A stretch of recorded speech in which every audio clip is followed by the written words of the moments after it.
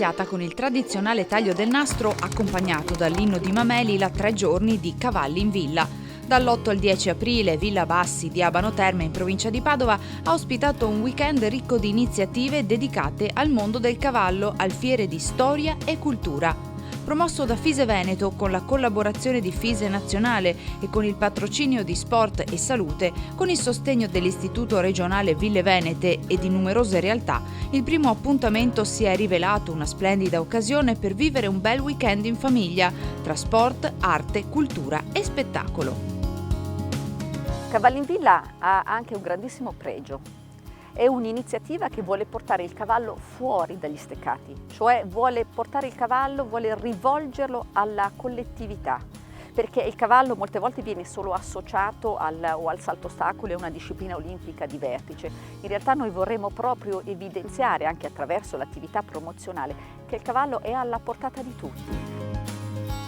Il binomio cavallo-cavaliere, ma anche il binomio sport equestri, cultura, trova in questa manifestazione la sua massima esaltazione.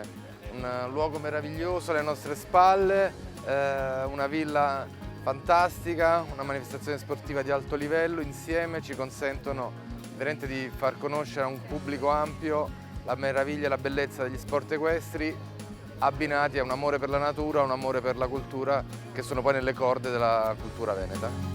Cavalli in Villa non abbiamo avuto nessun dubbio sul rilascio del patrocinio, anche perché è un modo originale veramente non solo per gli appassionati, ma andiamo anche oltre per promuovere il nostro territorio, per promuovere la nostra terra e promuovere le nostre meravigliose ville. Basta guardarci intorno a che cosa oggi è stato allestito in questo meraviglioso parco.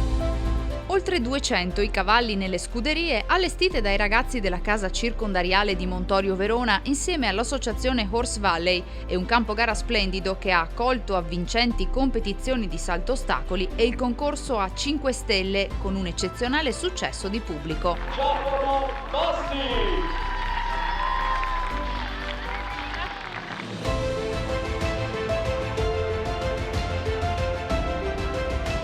E ancora esibizioni di teatro equestre con Rudy Bellini e la sua scuola e il villaggio del bambino dove i più piccoli hanno potuto provare l'emozione di salire in sella ad un pony. Questa è la base dove si dà proprio l'esperienza, il primo approccio ai bambini per poter avvicinarsi a questo splendido animale che è disponibile e ti fa lavorare moltissimo su te stesso. Tutto intorno a una villa che è tornata a vivere e splendere con l'esposizione di auto storiche e l'assegnazione del premio all'auto più votata a cura di Asi. Coinvolgente poi l'emozione in musica del pianista Paolo Zanella che ha reso l'atmosfera ancor più magica. Abbiamo pensato che attraverso questa iniziativa, sviluppata grazie anche alla collaborazione dell'Istituto regionale delle Ville Venete, si potesse dare una grande vetrina di conoscenza e di promozione di questi luoghi meravigliosi che sono sempre di più luoghi attrattivi.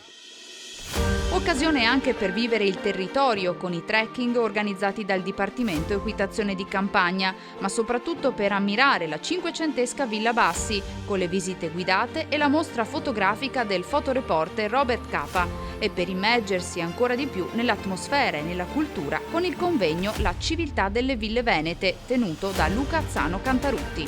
È un evento particolare perché unisce lo sport alla cultura, al coinvolgimento dei bambini, quindi è un grande evento che ha questa caratteristica che sa unire varie anime, quindi sport, cultura, la scuola, anche le nostre scuole di Abano Terme sono state impegnate in queste settimane in un concorso proprio per partecipare attivamente a questa grande manifestazione. Siamo contenti e credo che questo diventerà un appuntamento annuale che vogliamo mantenere. A fare da sfondo una vasta area espositiva, il tutto gratuito e ad ingresso libero. Prossimo appuntamento dal 6 all'8 maggio a Villa Farsetti a Santa Maria di Sala per potersi tutti avvicinare un po' di più alle attività equestri e a questi splendidi animali.